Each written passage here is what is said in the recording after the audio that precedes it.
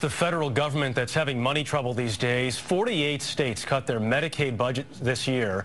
And in Arizona, Ben Tracy reports the fears that pressure to save money might cost lives.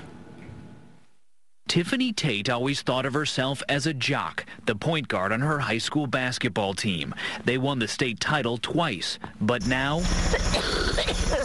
Tiffany can barely breathe. She's 27. The cystic fibrosis she was born with has killed off 75% of her lungs. In April, the state sent her this letter. She made the list for a double lung transplant. I felt so good about, getting my transplant, and I was excited, and I was planning for it. But 4 months later, another letter. You cannot get the service because state law eliminated this type of transplant. So when you read that, what did you think? Crushed. I am scared to know that I won't get it, and if I don't get it, then I'm gonna die. As of October, Arizona's version of Medicaid no longer pays for certain organ transplants for low-income patients.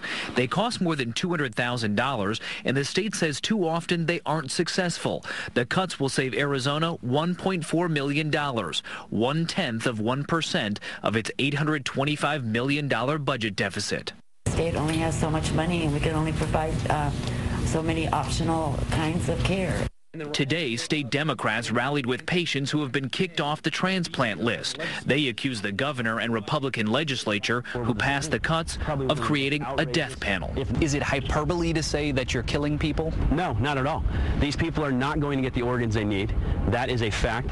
98 people who were waiting for transplants will not get them unless they pay for it themselves. Francisco Felix was already prepped for his liver transplant surgery when doctors told a 32-year-old father of 4 they could not do it unless he had $200,000. Some top Republican lawmakers here in Arizona now say they were given bad information by the state's Medicaid office and that perhaps some of these transplants are more effective than they were led to believe.